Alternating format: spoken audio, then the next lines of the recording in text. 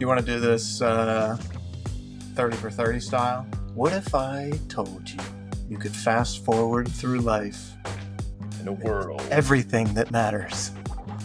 Click is next.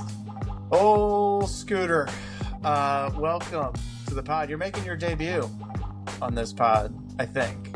We might have had a trial prior to this one. Well, yes. Maybe we did do a little. I'm going to keep that a secret. That's going to be in the vault. It's going to be in the vault. Maybe we'll do that as an anniversary pod. But joining, I'm your host, Shane Hall. Tonight, joining me, my brother from another mother, Scott LaRue, aka Scooty. I asked you to come on, A, because I need to talk to you, but B, this fucking movie makes me think of you because this actor makes me think of you all the time. Click is the movie we're going to review tonight. I know you've seen it a bunch.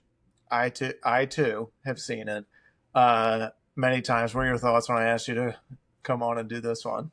Well, you asked me, you said, hey, we want to do a pod. I was like, yes.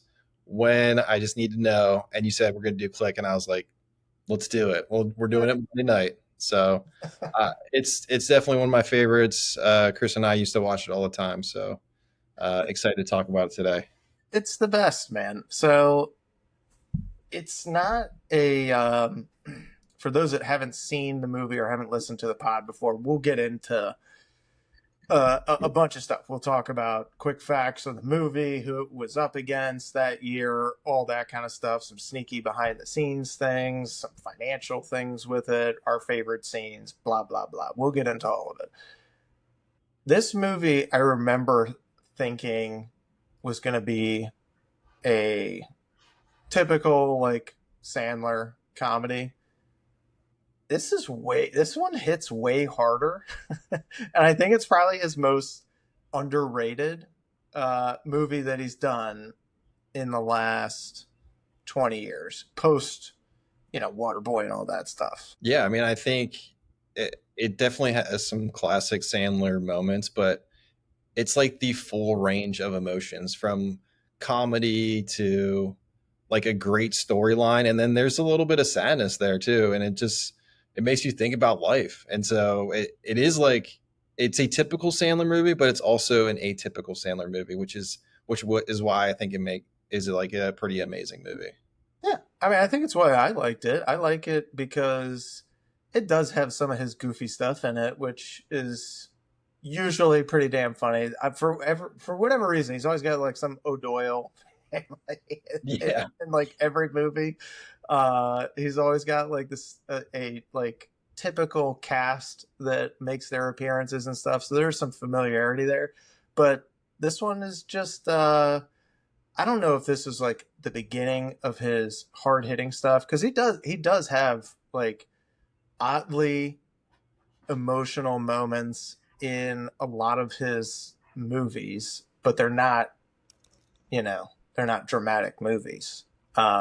This is the best of it, though. Let's get into the casting stuff, because this movie came out 2006. Yeah. Pretty good year, if I do say so myself. Budget was $82.5 million. Box office $240 million worldwide. So that's a fucking hit, dude. Yeah, that's not bad. That's not bad.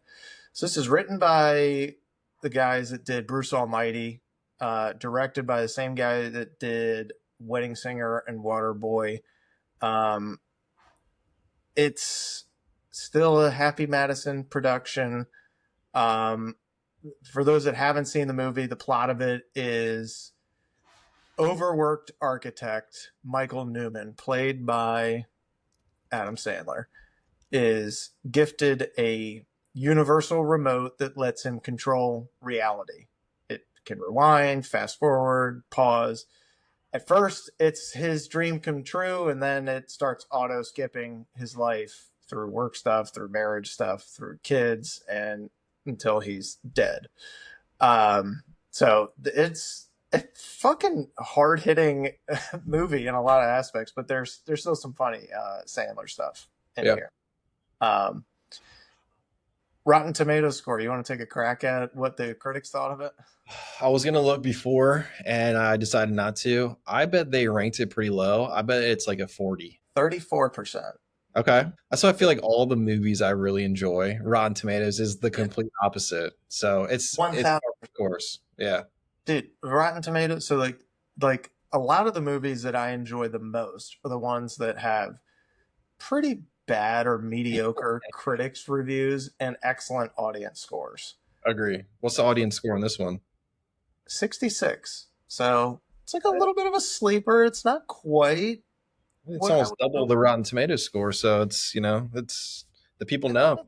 It's a very watchable Yeah. movie. It's not something that I'm like, oh wow, you have to see this before you die. But it's in that next tier for me of like fun movie to watch. If you're on an airplane, you haven't seen it before, like turn this thing on. It's a good movie. It's a nice reset. You know what I mean? Yeah, absolutely. Um, this gets nominated. It's the only movie that Sandler uh, is nominated for an Oscar for. Really? Uh, yes, it's best makeup. Is it up to this point or that it in total? I think in total, it's the only Happy Madison film to earn an Academy Award nomination. He might have. I don't know that Righteous Gemstones are not Righteous Gemstones. Jesus Christ! Which, by the way, hysterical So, show. so You know good. what I'm talking about? That what's the movie? Yeah. Uh, Are you talking about Uncut Uncut Gems? Gems. That's Yeah. it. I feel like he was nominated for something for that too, but I don't think that was a Happy Madison production. I don't think so. Um, there's a very distinct look and flavor to them. Yeah. But this is peak 2000 Sandler. So he's got a couple of your other favorites as well. I know you're a Sandler guy. Mm-hmm. 51st Dates. Not one of my favorites, honestly. But Sandler in it is funny. It's just not Yeah. one of my favorites. No, but Um, it's a sweet movie. yeah, yeah. I mean, there's a lot of good ones in that era.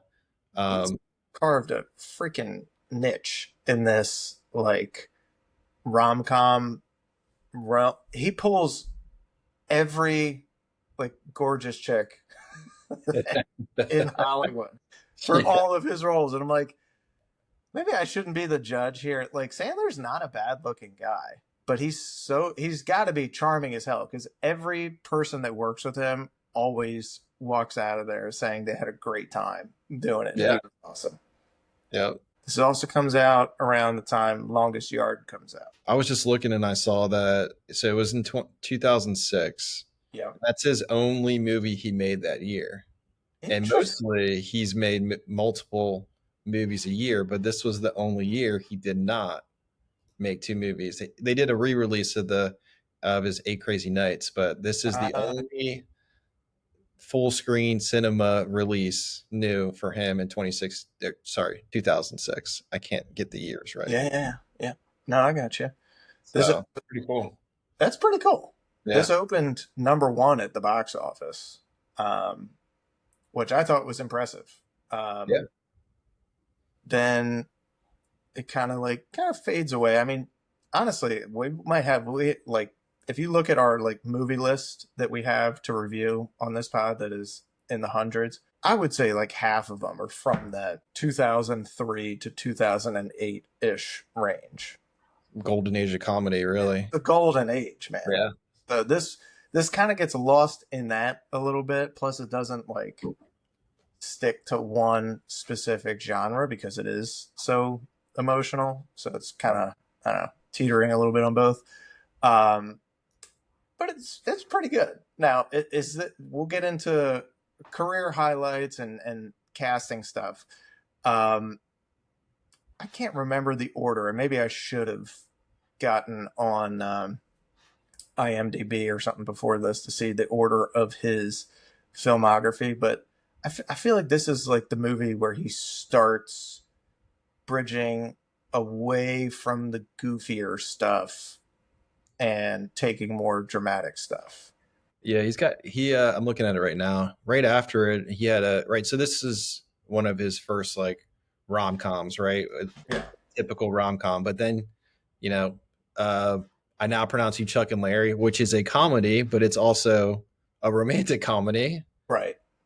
Bedtime Stories is also follows that, which is Yeah. a very romantic comedy with his love interest. And then Just Go With It, where that's with Jennifer Aniston, where they go on vacation together. She's his assistant. Another They pretty good one, man. so this was like as the beginning of like the next 5 years where he wasn't really making those goofy movies, right? Well, he threw in Don't Mess with the Zohan in front of Uh, there, but that was probably his goofiest in that range. But yeah, he went a little bit more serious with his comedy, but I think maybe that's with his age as he grew, he was yeah. doing comedy that was with his target audience. So yeah, I mean I think there's no bad era of Adam Sandler comedy.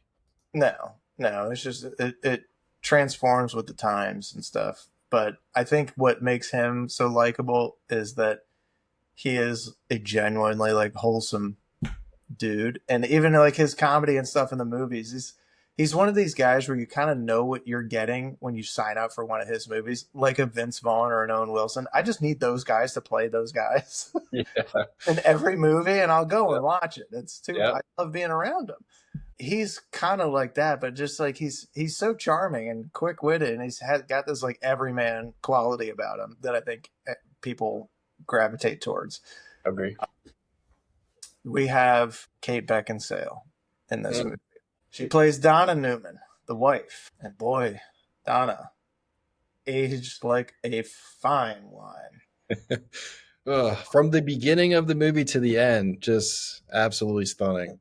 Unbelievable, man. So like I read in my research before this, she was a little nervous about taking the role. And it's because she's coming off Underworld, Van Mm-hmm. Helsing. She's got another Underworld sequel that comes out, I think, before this one, before Click. And so she's got all these like badass movies, and she's worried like, oh, I got to play kind of a pretty housewife type role. I don't know if it's going to fit, but she ended up meeting with Sandler, and they hit it off, and it was an awesome experience. She's thrilled she did it, and fuck, so am I. I could just watch her on screen at any time. Doesn't Yeah, matter what she's doing. I agree. She's one of my favorites. I think she's a great actress, and she looks good doing it. Oh, she looks fabulous. But no, she plays that role very, very well. And I don't know. I think as I have, and I'm probably stepping on something we'll talk about later, but when this movie comes out in 2006, in my teens, 15, 16, 17, something like that. And I look at it from like kind of the perspective of not really the husband, but as like the son to Henry Winkler, who plays the grandfather slash Adam Sandler's dad. And so I always kind of gravitated towards that, and I kind of felt the gravity of the other side of it, where he's got kids of his own, and now he's got to watch them like grow up with somebody else being their dad. And that part, I rewatched this like 5 days ago, 4 days ago. That part hit me way harder now that I'm a father. It's like, God damn. And the whole time I'm watching it, I'm like, how could you possibly, like in my younger years, how could she possibly leave Adam Sandler? But then God, dude, I've been married long enough. And I feel that part of the character so much more now than I ever did. Yeah, And it helps me understand her character a lot more, and why she did stuff that she did. And so I don't know. That's my two thoughts on it. yeah. I mean, I agree. It's as a dad now too, right? You look back and you're like the importance of just being there for your family. You don't always have to be perfect, but Click is like one of those movies where it's like all he had to do was show up. He kept pushing his kids to the side. He kept pushing his kids to the side, his wife to the side. Yeah. And I mean, it happens, and that's to me, and I'm sure you feel the same way. It's like, I don't want to do that. I want to make sure that I'm showing up for everybody in my family and to avoid something like that ever happening. But yeah, I mean, makes you think, right? It's like, okay, Yeah, well, what actually is important in life? And that's, that's a good takeaway from it for sure. exactly. And that's one of the big themes of the movie. We get he's a favorite on this pod, Christopher Walken. Oh, great character. We get Christopher Walken as Morty. Morty is somebody who works in the Beyond department of Bed Bath and Beyond, and is the one that sells Adam Sandler this universal remote that can control his universe. So, um, the character's weird as shit. Perfect for Walken. um, I kept thinking to myself, who else could have been in this role? I'm sure there's some other guys. I always compare him and Pacino and De Niro and like that class of actor. But he's so good at playing creepy, man. It's hard to think of others in that role. I feel like if Pacino was in there, he'd just be trying to hit on the wife the whole time. And Yeah, I mean, Walken did not. It was nice. yeah, he's got that like creepy, weird, interesting vibe to him, right? Like you don't Yes. know what to put it on him, but nobody can play it like him. I mean, he's hilarious, but also like kind of creeps you out sometimes. Yes. Yes. I don't know what he's thinking or what he's up to. He's very mysterious. Yes, absolutely. That's the word right there. He is mysterious. He's very mysterious. It's incredible character. We also get the Hoff, David Hasselhoff. He gets talked into playing Adam Sandler's boss at this architecture firm. Um, we'll get to the Hoff later. I don't know what he was doing in 2006, but it wasn't a whole lot of movies, so I think he was great. Um, we got Henry Winkler playing Adam Sandler's father. He is the coach in Waterboy. You've seen him in a bunch of stuff, but that's probably his next most famous role for me, I guess, would be coach in the Waterboy. Yeah. Yep. Um, I got range from him that I did not expect from this character. Yeah. I mean, he. I'm not going to step on one of my best favorite scenes, but he was fucking great. I thought he was too. I mean, he's that dad and grandpa you want, right? Like he's always wanted to do stuff with the kids, like, you know, calling to see if he could hang out and come over, and it's like it is a typical, family to have somebody that involved, especially from a dad side. It's not always like that. And it's like he wanted to be involved, and like he'd come show up at work, he'd come do all these things, and it's that's a unique thing to happen, and it's a cool spot that he's playing. It's a great part, and if it's not played correctly, it can ruin the whole story. Uh-huh. And I thought he just played it so well, being this, happy go lucky, just wanting to be a part of everything, just wanting to be there. I mean, you said it, you don't have to be good, you just got to be there. Yeah. And he shows up at all times. It just happens to be Sandler doesn't have his priorities right. Yep. He focused on work and sees all this stuff as a burden and not as a gift that it is. So, um, his mom is pretty good in it too. Julie Kavner. I've seen her in some stuff, but I'm not going to go through her IMDb. We get Sean Astin as well. He plays the swim coach and Speedo that ends up being the stepdad to his kids later in life as things fast forward on the remote. Little known fact, we also get a Jonah Hill in this movie. Did you know that? I think I saw him in. At first I thought it was the other cameo guy that is in. He works at Bed Bath and Beyond. Nick Swardson. Oh, yeah. He's in there. But where's Jonah Hill? So he is Ben, the son, at 17, the fat one. Oh, is he really? Well, you just watched it, so you would remember and go back.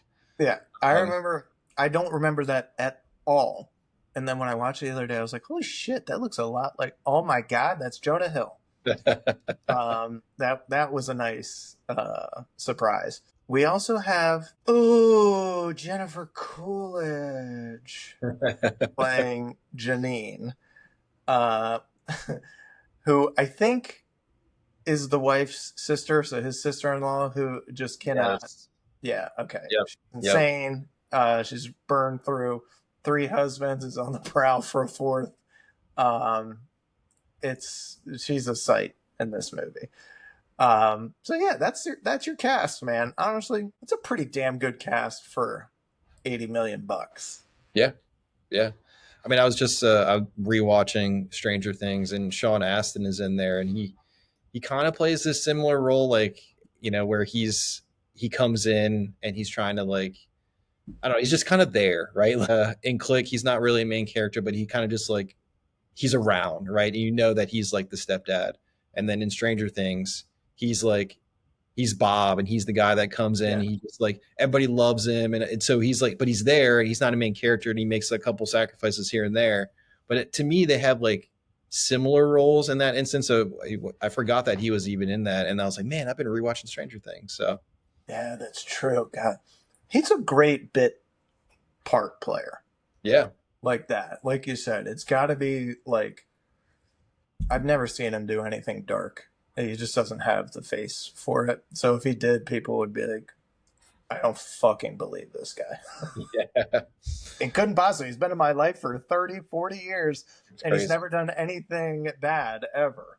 Yeah, So yeah, that's so true. He plays that so well. And honestly, as much as I hate to say it, as much as I feel for Sandler's character, if my kid ever has to have a stepfather, I guess I would rather it be a Sean Astin type who is just like a teddy bear, he and just seems like a likable guy, right? Like, he he's just just a seems like like yeah. Every role, like you said, he's just seems like a nice guy. Like, I want to yeah. be friends with him. He's like a neighbor that you would hang out with, and you're like, I don't even know if like I just there's something about this guy. I like this guy. He's just fun. He's just cool to be around. Yep. That guy. Ugh. Um. Okay, we can do a quick break here. Oh, let me note that here. There is no. I'm trying to think. Was this a career highlight for anybody? I don't think so. I mean, It has like it's got like some sneaky behind the scenes stuff to it. yeah, but Like I mean, just looking at the cast, and nobody, like, this was their best movie ever, right? no, I mean none of the main cast. I mean maybe you could say that about um I don't know, maybe you could say that about the daughter. What else has the daughter been in? What's the daughter? That's Tatum McCann. Katie Cassidy. No, no, the older daughter. Whew, good lord. What else is she in? I mean, doing stuff, but looking at her IMDb, yeah, yeah. I Oh, mean, but she was barely. I mean, she wasn't in it too long. no, no. So I mean, I don't know. Yeah, I'm gonna say no. There's no peak here, and nothing worth Yeah. discussing, anyways. But Dustin Hoffman's kid played the son when he was Yes, he older. was Like, older. Yep. yeah. So, I didn't realize that was his kid. Wait, Dustin Hoffman's kid? mhm. Really? They don't look alike. Jake Hoffman. Um, so yeah, I mean, there's some cool. There's like another. Oh my gosh, there was another uh little tidbit that I found on another bit part, another famous Hollywood person. But anyways, um, so we talked about Sandler pivoting a little bit from goofy stuff. We talked about Walken's oddball fucking energy that just rips through him on screen every time. Let's see, the dad's little coin trick. Yeah, that's a good one. Let me write some of these things down. He does that in real life. Does he really? So Winkler will do that coin trick in real life for people. It's just something fun that he does, I guess. I think it's an homage to the movie. Maybe, maybe he gets asked apparently, based on my limited research. Every now and again, somebody will be like, "Hey, do the coin trick." The remote's design was based on an early 2000s Sony DVD player remote, which I happen to fucking remember that thing. Looks like a boomerang. Um, it was humongous, man. This movie was actually inspired by a Goosebumps episode, Really? which is weird. Um, the lead singer of the Cranberries appeared in the wedding scene singing Linger, and that cameo inspired her to reunite the band. Interesting. That's pretty cool. I like that. Uh, I like that song. I actually downloaded it on it's a great song, man. my iTunes, or I guess what's the iPad Mini, or the iTunes Mini? What is that little one called? The Nano or something? The Nano. Oh my God, you still have a Nano? God, Yeah. I miss all my iPod stuff. I still have all of these songs on my iTunes, and I'm like, when was the last time I downloaded music bought a song on Apple? And it was a long time ago. a fucking long ass time ago. Yeah. That was a cool little tidbit. Did you know that the part that was for Adam Sandler was actually originally written for Jim Carrey? Really? It's a different movie. I don't think. Granted, they're both.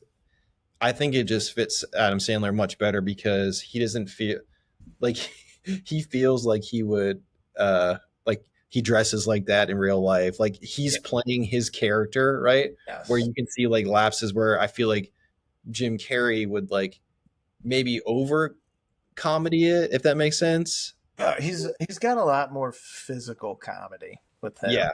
Yeah, agree. He's a little bit more animated. I think this role was for somebody a little bit more laid back, like Sandler. Yeah, I think so. Because I mean, his character is on autopilot basically during this. Agree. Yeah, so you need that. You're not going to be able to pull that off with Jim Carrey. I thought that was interesting though, because I mean, the closest that Carrey has gotten to this before his like, weird dramatic stuff, which I don't have an interest in watching, and not that he's not a good actor. I'm sure he's great, but I don't really care about that stuff. I like his comedy stuff. He's like, closest he's gotten to this is Liar Liar, where you can see his relationship with his son and his ex and trying to get back together, and he's good in that. I love Liar Liar, but I don't think it is one of my favorite movies too. But I think this one's a little softer. I think it's a little bit more emotional, and that was more comedy, I think. Apparently there was a rumored alternate ending to this where there is no happy reset and Michael dies for real. It wasn't a dream. What was the so it just ends there? Is that what Yep, it's just done. It's like, wow.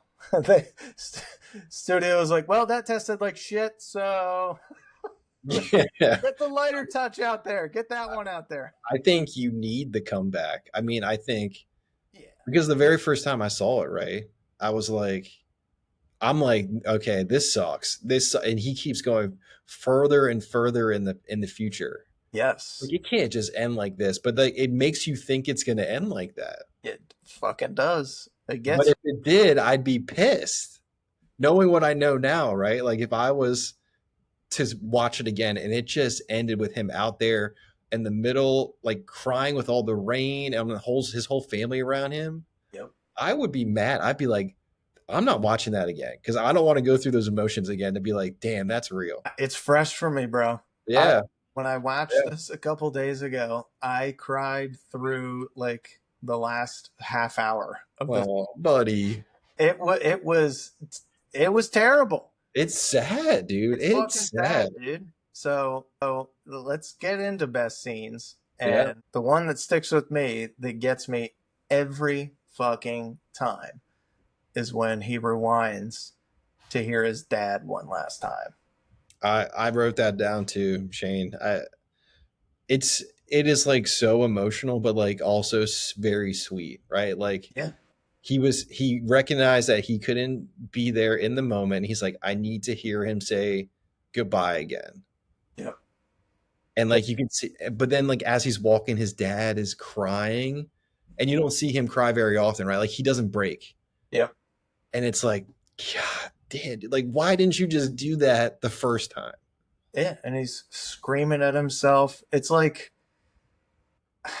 I don't know. I feel like everybody has been there at one point where you're mad at your parents or mad at somebody that you love and you feel angry, but then when you realize you're losing time every day and you think back on the moments that mean the most to you, and sometimes it might be little shit that other Yeah. people wouldn't think of, but it's just, You, bro.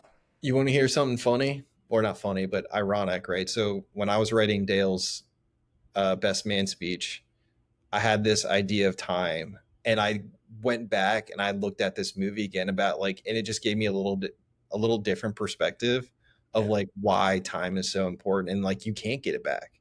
In the movie, he got it back, but like you can't get it back, and like that scene right there is like the moment where you're thinking to yourself, time is so precious, like don't waste it. Well, wow, holy shit. It's a nice reminder that it is finite. This is not, we're Yeah, not here forever. agree. Oh God. So yeah, that's But the scene that sticks with me the most. But you like this hospital parking lot scene. well, I mean that one is it definitely is emotional too. But I mean, if I'm gonna go, we just did a little one that pulled on your heartstrings. I'm gonna go a comedy one, Okay. and it's when Hasselhoff is telling Sandler that he's got to work over the 4th of July after he just did all this. He pulled an all nighter. He's been working really hard, and he's pissed because he's got plans. And so he's got the remote, and what's he gonna do? The first time he stops it and he just smacks him right in the face. And he's like, then he unclicks and he's like, "Oh my! I just got hit by a truck or a bus or a Yep. train or Yep. whatever." And then he keeps talking again. And then he stops it again, rips a fart right in his face, and he stops and he's like, I taste shit. And that was like one of the moments that I just was dying laughing. You're not thinking in your mind like, man, I wish I could do that. I would. There's been so many times in my life where I'm like, if I just had a remote to If I stop had a time, remote to fucking punch yeah, this dude real quick. and just act like nothing happened. That is the perfect depiction of You it. know, I've been at moments sometimes where a headache comes on real strong, and I'm wondering, Yeah, fuck, yeah. somebody had one of the remotes. It does. This is a movie where you like, man, I could have a remote so many times to just stop it and do this, stop it and do that, and it's like you can't It do would that. be incredibly convenient. This is like AI ahead of its time, though. As this fucking remote starts Maybe, learning yeah, and starts skipping stuff that it's like, oh yeah, you wanted to skip this last time, and then he starts freaking out. He's like, no, no, no, no, no, no, no. Ends up skipping years ahead of time. yeah. I mean, I think that's a hidden message, right? Where you are, you, he's like, skip to when I'm not sick, and then every time he clicks he's like, it's just going to do it. It's going to remember stuff just like AI, right? So it's training that remote to be just as smart as AI, Exactly. and it's scary, man. This was Chat GPT before it started. Yeah, Back to not gonna click. lie, I used it tonight. We always do. Yeah, We love it. It's a yeah. great tool. Great tool. I touched on it. Hospital parking lot scene, dude. That one breaks me. I don't like it. I love it, but I don't like it. I, It's yeah, a I think hard one to watch because you that feel this frail old man. You know that he knows I'm gonna die if I do this, but I have to. I have to tell them goodbye and I'm sorry for missing all this stuff and for not being there, not being the dad that I wanted to be, that I said I would be, not being the husband I said I would be, all of it. And then yeah, like the end, pouring down the rain, is in the parking lot, dying, he's got his whole family around. The person that means the most to him, his ex-wife, gives her this little note that he finally gave her, and she starts crying because it's the callback to what he wrote on her napkin when they're on their first date. Yep. That's like, oh, he didn't actually ever stop loving me. He just lost himself, which happens, man. I think there was also a glimmer of like Kate Beckinsale falling back in love with him in that moment too, because Agreed. like she was so disconnected, and then he's giving this memento that like you're still there, I still love you, I don't forget this stuff, and I think she was asking for that the whole movie, right? And Yes. it just happens at the end. So I think she's even more emotional in that time because she recognizes that he's doing what I want him to do, but it's too late. And then you jump back, right? Then you and then it's that's what he does. It's like a bad dream, right? A bad and a good dream. You learn things from it, but it's if it was real. Here's the thing, though. Like this is one of my poking holes. If it's a dream, the only way the movie works is if it's a dream. Which noted. I forget my dreams fucking instantly Yeah. when I wake up. How does he remember all this stuff? Or does he just remember the feelings of, oh my god, I'm gonna fail them, and maybe that's it. And it sparks him into this frenzy that he goes Yeah. on. But Yeah. yeah, There's another good scene too. I can't remember. Maybe you can help fill in some of the blanks for me. But it's when Michael gets invited to dinner with the Japanese client, right? yeah, And Hasselhoff is just blowing it because he doesn't know how to communicate with these guys. They're losing interest.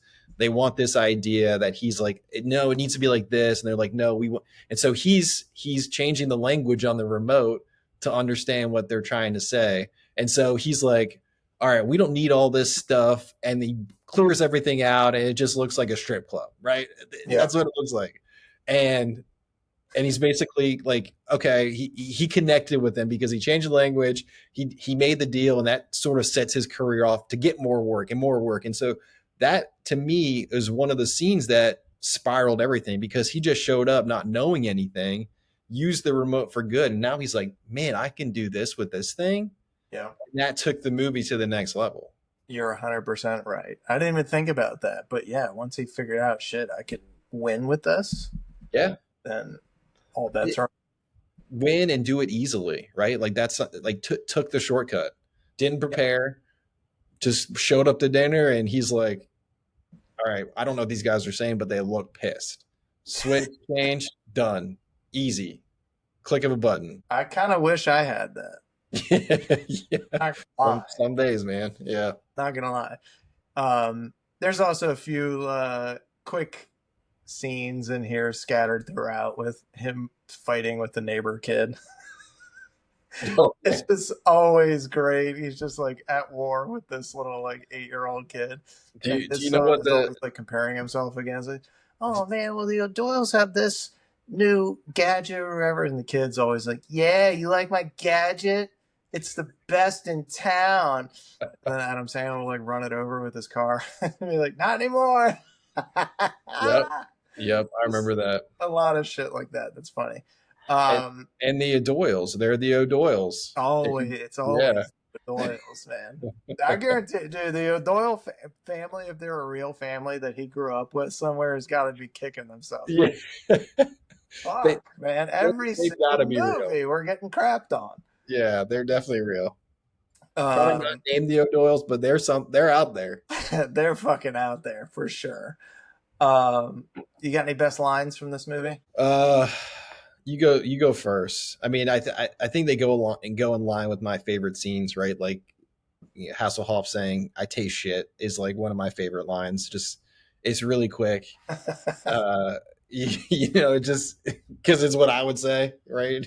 Yeah, Um, but I mean, I think the things that have stuck with me more is maybe not just lines, but scenes, right? agreed. So, I, yeah. What about you? I mean, any that stick out to you Uh, since you're fresh? Not really lines. It's just him skipping back to their first date scene. Um, and like, oh my God, I can't believe she's going to kiss you. Look at that thing on your face. What is happening? He's shitting all over himself, but then his, he's like actually got decent game, and he's writing notes and passing notes with this girl that's way out of his league Yeah. that ends up being Kate Beckinsale, the wife. Um, I don't know his best lines. It's just him writing down the stuff on the napkin. I just that stuck with me. Um, he's got good one liners in here, but nothing that jumps out to me. Yeah, nothing that I'm repeating on a daily basis. No, not like that. What's aged the best? I mean, we've talked about some of it, like emotional weight of losing time. You know, the familial aspects of this. I think Winkler's performance is even more endearing now than it was back then. Yeah. Just probably just because of where I'm at in my stage of life. Yeah. I mean, I take the time thing the heaviest too. That's what stuck with me the most is just not wasting your time, not thinking that you can get through time to get more time because you can't. Yeah. Right? Like you get through time and that's gone, right? Like 5 seconds ago it was gone. Yep. So you got to make the most of it. And so I think that's what, especially as a dad, right? And kids that need our support. It's like I want to always be there for them because one day I'm not going to. That's just Yeah, it's a reality. what happens in life. Yeah, I mean, it's not always going to be that easy, but I'm able to do it now, and so why not? Yeah, exactly. Exactly. Plus, think about it from their perspective. It's pretty fucking awesome having parents around that are super involved. It sucks.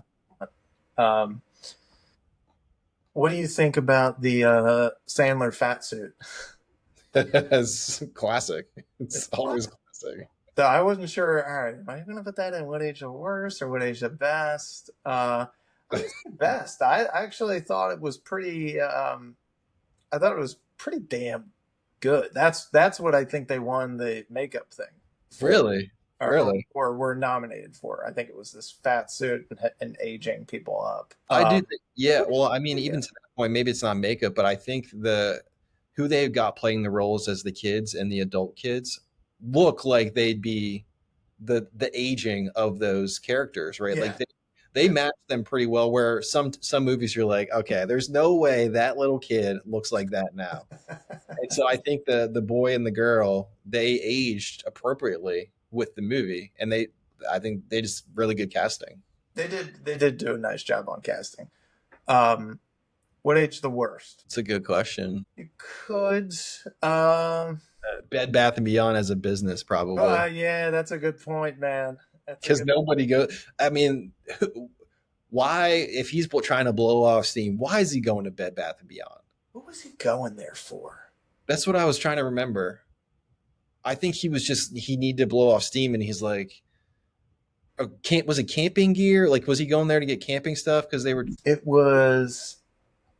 Oh my god, it's gonna eat away at me for the next couple days. I gotta find out. Yeah, I'm looking it up right now too. See what they say. He was going to look for a For universal the remote. Yeah. He was pissed off because he kept hitting 6 remotes, and like one would open the garage, one would turn the lights off. I guess that's a big miss on our part. That's the whole point of the movie. That's the whole point of the movie. God damn, boy. Jeez. Shit. Yeah, but Bed Bath and Beyond, to get a remote like in 2006, I mean, I'd be going to a Radio Shack, a Best Buy, probably not Bed Bath and Beyond. I don't know, man. They did have a lot of shit there, but probably not. But it works better with the movie, I think. The whole Beyond. Well, yeah, it does. But if you're going to say what aged the worst, because I mean, so that's I think they're basically giving away stuff at Bed Bath Beyond nowadays. Yeah, all the ones around me keep shutting down. Well, yeah, ours shut down and turned into a pickleball facility. So there's that. Well, I got. I don't really have much else for what age the worst. There's really not like a bunch of crude or lewd jokes that haven't aged well or anything like that.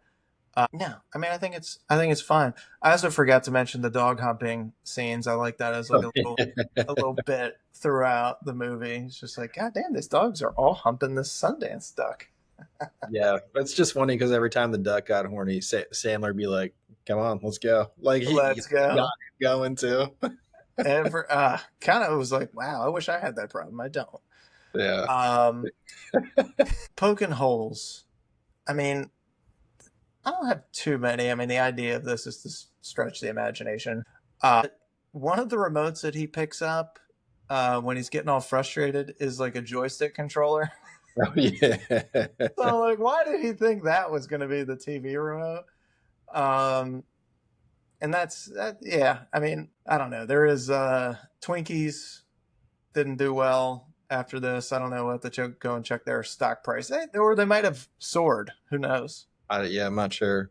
It might I have. mean, I think it's pretty implausible that he was this architect at this giant firm, and he lived in a pretty modest home. Like it wasn't anything Yeah. crazy. Nowadays you have an architect, and th- that's going to be one of their rooms, not their whole house. Oh yeah. True. True.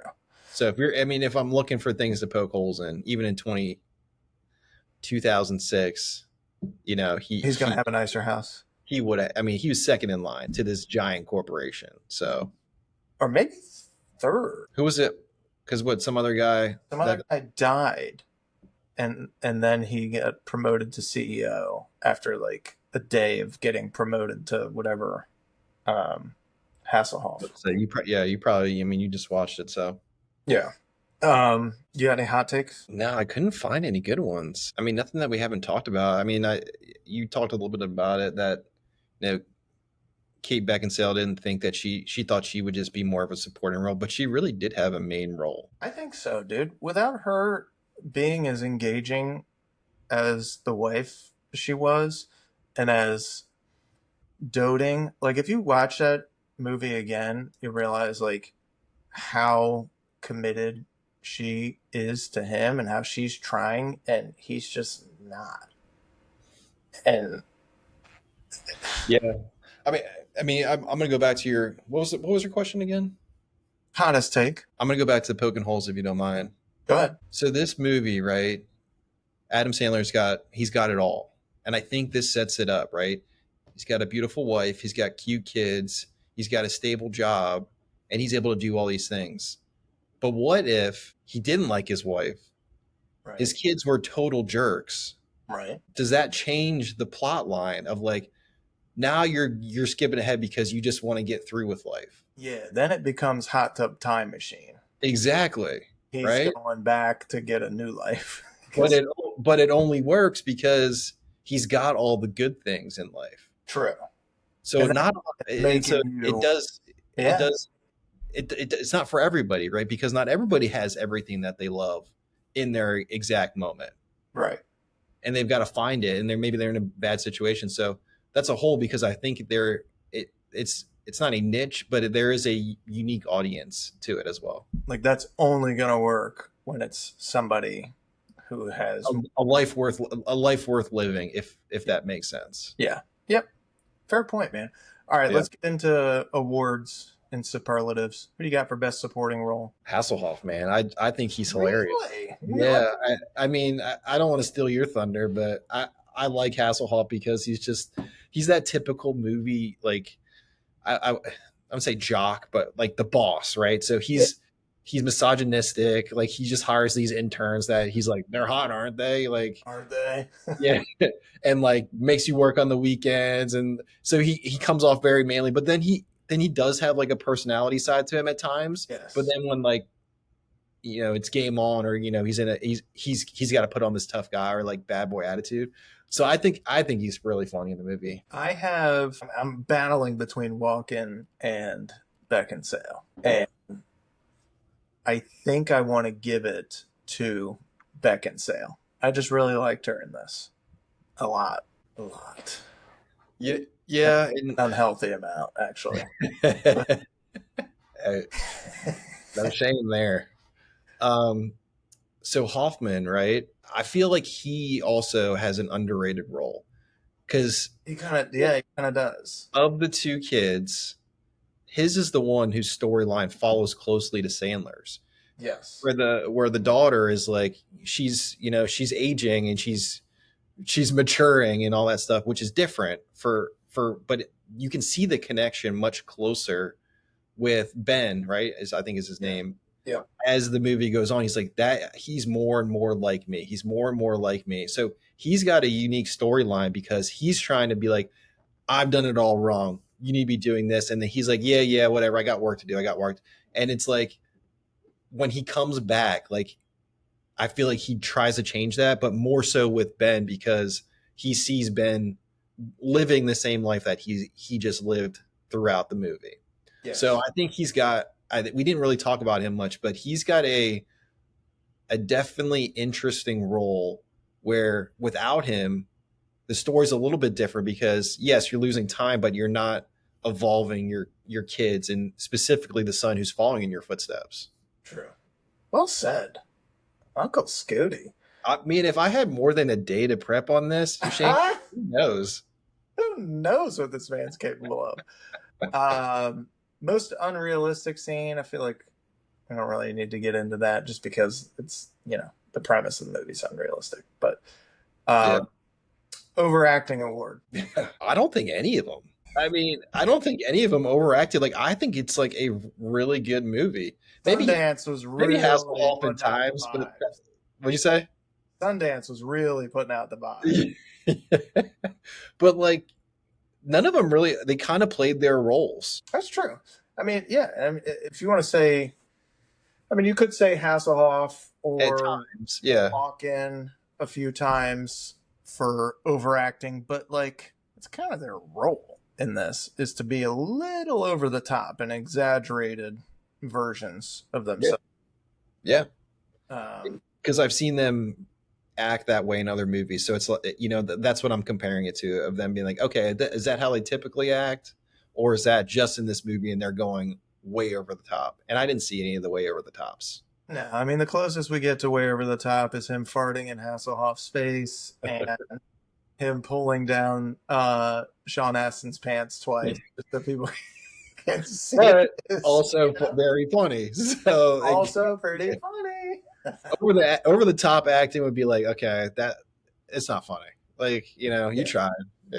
Yeah. But I cracked up. I forgot about the pants pulling down. Funniest moment, you're gonna go with the fart in the face? I think the fart in the face. I'll ride with you on that one. Yeah. Who's the MVP of the movie? So it doesn't mean that they're like the best actor, or it doesn't even have to be an actor. It could be who wrote the movie. It could be the audience. It could be anything. But who is the MVP of the movie? I think two. I think Winkler and Beckinsale. I think the two of them are yes, the story's about Sandler, but the two of them are the glue pieces. You got the wife that is like trying really hard and trying to be supportive, but also like there's bigger priorities that you have outside of work. And then you got the dad that always wants to be around. And as time goes on, you're losing grip of those two people specifically. Yes. And so if you made me pick, Shane, between the two of them, I think only because I love her, Beckinsale, but she definitely plays that role where it's like, hey, if you're not going to give it to me, then I'm going to go somewhere else because that's just, I'm asking and you're not providing that, and I still love you. And it's the story. That's what's making him move forward ahead or pause things or go back and think about it, because it is all central to her because he fell in love with her so early in the movie. Exactly. Well said, man. I would say that's probably the right move, going with her. I mean, I wouldn't be upset if somebody said Sandler or Winkler, but I like any of those choices.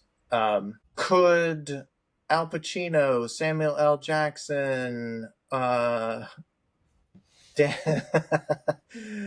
Uh, could Tom Cruise be in this movie? Any of the above? I think Pacino could be swapped in for Morty, but he'd be, like I said, he'd be a fucking horn dog the whole time. No, I mean, I think if honestly, yes, his son's in the movie, but Dustin Hoffman could have been Ooh. the the crazy guy, right?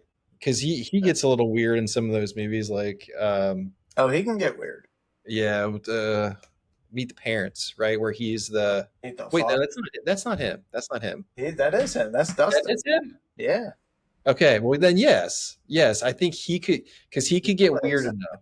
He could get weird enough to be like, this guy's a little creepy. He's giving me the weird vibes. Sure. 1000%. Yeah, so I think he potentially could, but again, I said it before. The casting I thought was really well done. Could this movie have a sequel, prequel, or a TV show? Not a prequel. I think it starts where it needs to start. Yeah, Um, sequel, you'd be forcing it if you went for click two, I think so. because the whole point of the movie is like he doesn't need this. He just wants to be present and spend time. Exactly. And what are you going to change the movie to something different where he can pause and stop it and rewind? No. So I think no. Maybe a show. I think it could be a cool show. Maybe a remake, one or two seasons that tell the same story, but leave little cliffhangers here and there. Yeah. But Get a that's new you get a about new it. character every Yeah. season or something like that. Yeah, you could do something like that. You can make it a little more comedic too. Like what's the one with I'm blanking Kevin James? It's like older comedy. He's the dad in that family. I'm blanking it. King of Queens. Isn't that? It's not King of Queens. Is that King of Queens? It is King of Queens, bro. Yeah. He's a FedEx driver Yes. or Yes. UPS driver. Yes. What could Brown do for you? So I mean, I could see a remake there where it's like it's not the lavish lifestyle that Sandler lived, but it is a little bit more modest and Yeah, yeah. you know. That's not a bad idea. I'm full of them, Shane. Hollywood, call you boy. Yeah. Let's see. Weakest link of the movie. Weakest link. Weakest link. Weakest link. Who could we have as a weak link? That's a tough one. It is a tough one because I mean, I guess you're looking at the guys or girls that are not in there long, like Jonah Hill, barely in there. Yeah. The two interns or models or whoever that Hasselhoff hires, like Yeah. nobody's forgettables, right? Very. Yeah. So I'd say somebody with a small role, but Yeah. I Tiny role person. Sorry, Yeah. guys. Is there best use of a product or brand in this? I mean, I guess Bed Bath and Beyond. It's got to be Bed Bath and Beyond. I mean, it didn't really help him in 2025, but it did in 2006. I mean, In 2006, people were fucking with Bed Bath and Beyond. It was well, that's probably the only brand I remember just off the top of my head from the movie. that and Twinkies. Yeah. Twinkies I remember well. Yes. Is there a best use of a vehicle in this movie? I don't think so. Unless you want to pick up his butterfly door Lambo that he had. Yeah, him running over the other car, but I don't know. Maybe when they went to Camp Winnimisaki, what is it called? What was it? Oh my god! And they had the van, right? And they did all their. I mean, yeah, like a classic road trip vehicle. Great road trip vehicle. Winnipisaki, that's what it is. Would have done best fight scene, but there's not really a fight in here. It's just him pausing and slapping and farting at people. The let's talk cultural impact on it. It kind of gains more of a reputation in the 2010s than it does when it comes out. And I think some of that goes back to we just had a shitload of good movies in the 2000s. Like a shitload. Not as much in the teens. I think that's part of it. But also, with how fucking attached we've all been to phones and working so much, especially our generation, like, it's a great fucking movie to reset on, man. Yeah. It really is. I think it's tailored more towards the male audience too, and there's not a lot of romantic comedies that do that because I think it's told from his perspective, and I think a lot of guys, right, traditionally they're the breadwinners, so they're the ones working and trying to provide and do all that stuff. That's changed over time, but I think I keep saying it, in 2006 it was made for the dad. I think so.